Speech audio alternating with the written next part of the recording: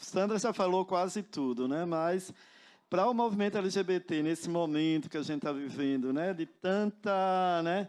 Tanto reacionarismo, tanto conservadorismo, né? A direita perdeu, de fato, a vergonha, a gente pode dizer até, o pudor, né? De manifestar os preconceitos, né?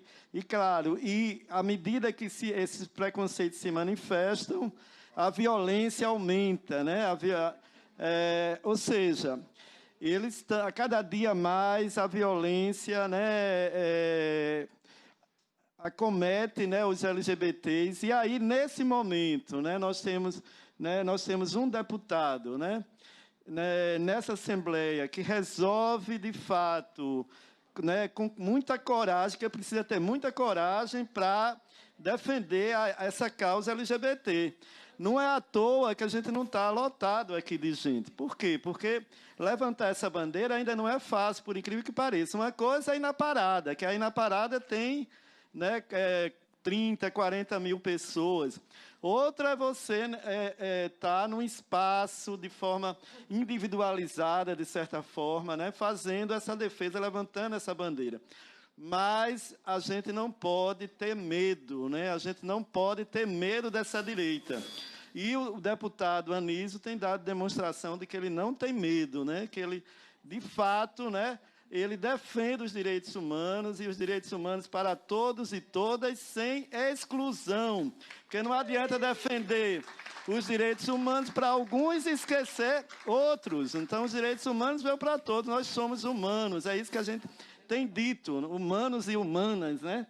E merecemos respeito pela nossa orientação sexual e pela nossa identidade de gênero. A identidade se escolhe, a orientação a gente nasce. Né?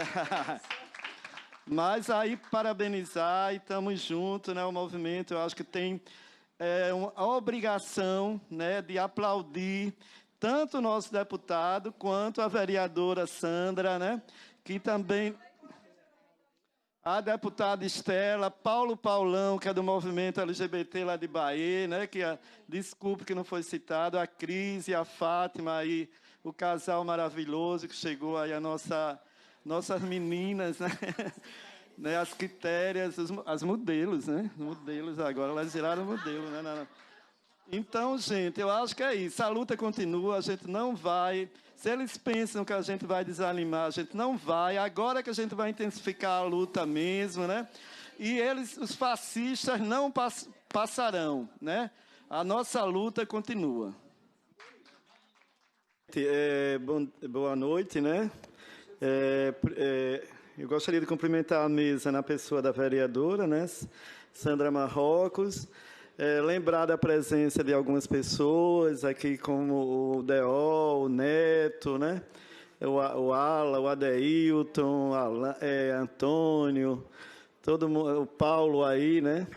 O Robson, eu acho que vai falar ainda.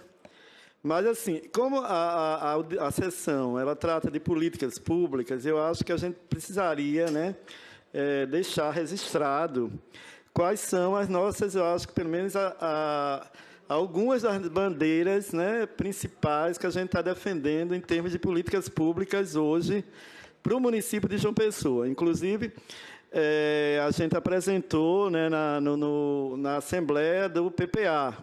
Né, o PPA, o Plano Plurianual, né, está sendo construído, né, em João Pessoa, e houve uma audiência no Centro Administrativo Municipal e a gente foi lá para colocar o que nós desejamos, né, para esses próximos quatro anos. Né, o plano é para os próximos 4 anos.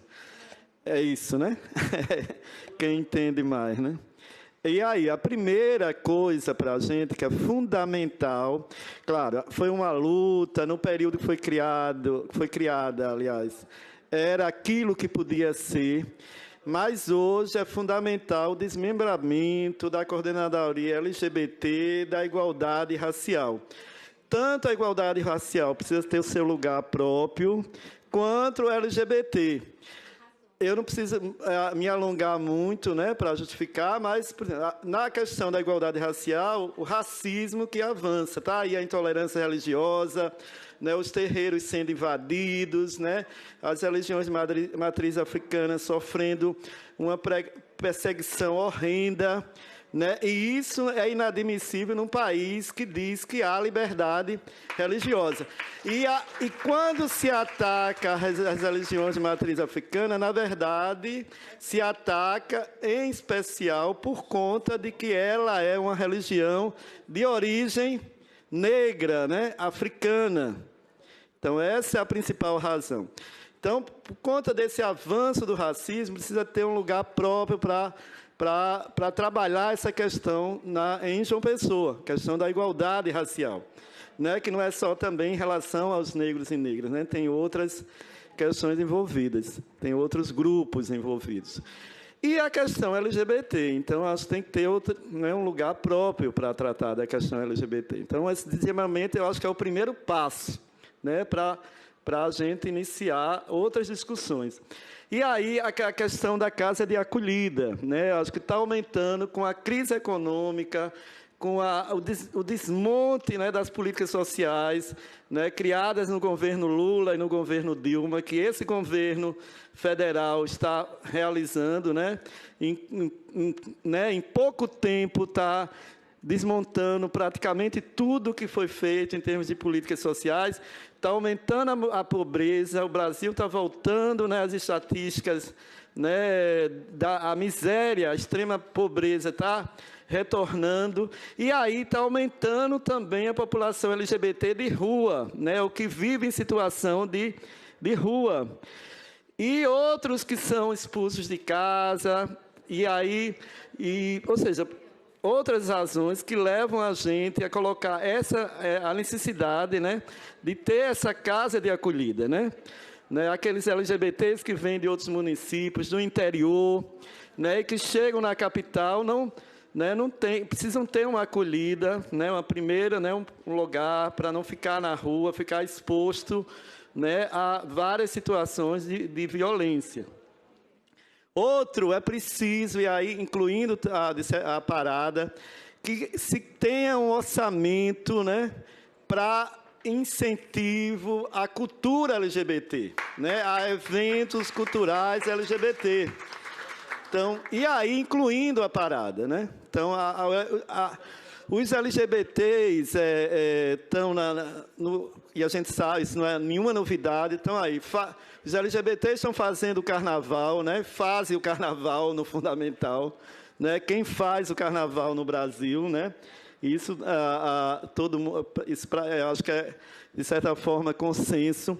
Mas os LGBTs também estão na parada do dia do 7 de setembro. Hoje é incrível, as balizas geralmente são os gays, né? Que são balizas hoje, né? Por quê? Porque, ou seja, isso mostra, né, como, né, os gays, as lésbicas, os trans têm um protagonismo social, né? Estão envolvidos em várias iniciativas políticas, culturais, etc. E, por último, né, eu acho que, a gente precisa, né, precisa criar um comitê municipal de saúde integral da população LGBT. Nós estamos hoje, né, e é algo também meio paradoxal, que a gente não esperava que isso acontecesse, mas hoje, por algumas razões, tem crescido de forma significativa o HIV e AIDS na população, na juventude em geral, mas com foco, né, na juventude gay, né? Então, isso tem nos preocupado muito. Mas aí, quando a gente fala de comitê, né, ou de criar um comitê municipal de saúde integral da população LGBT, a gente está colocando que é saúde integral. Então, não é só essa questão do HIV e AIDS. É tratar também de humanizar a atenção básica no SUS, para que o LGBT que procure, né, o SUS não sofra nenhum tipo de discriminação, né? E isso envolve capacitar desde aquela pessoa que está lá na frente, né, recebendo, né, até o profissional, o médico, a enfermeira, o técnico e enfermagem, para atender de forma humana, né? Tem até um projeto do Ministério da Saúde criado no período do governo Lula, que é o Humaniza SUS, né? Então, sendo que essa humanização ainda precisa, de fato, ser implementada. Então, não tem humanização com preconceito, com discriminação. E outras questões específicas das mulheres trans, né? Dos homens trans. Pode-se pensar em criar um ambulatório. Estou terminando. Um minuto. Um minuto. Pode-se pensar em criar um ambulatório específico, né, para a população ou LGBT ou para a população trans, ou seja, a gente precisa, tem uma série de outras iniciativas que precisam ocorrer, mas, insisto, o primeiro passo é o desmembramento da coordenadoria LGBT e da igualdade racial, para ontem. E para encerrar mesmo, eu acho muito bom, né, muito positivo estar o Conselho Regional de Psicologia aqui presente, claro, sem desmerecer o Conselho Regional de Serviço Social, mas por conta dessa chamada cura gay, eu acho que a gente precisa agora dialogar mais. A gente precisa sentar o movimento LGBT com o Conselho Regional de Psicologia, os conselhos LGBT, tanto estadual e municipal, e pensar os próximos passos.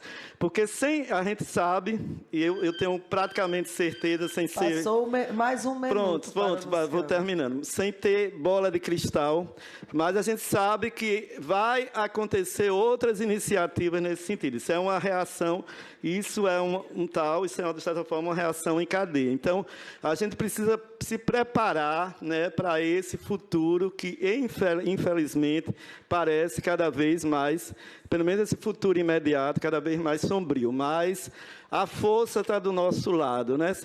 Não é lembrando o filme, não.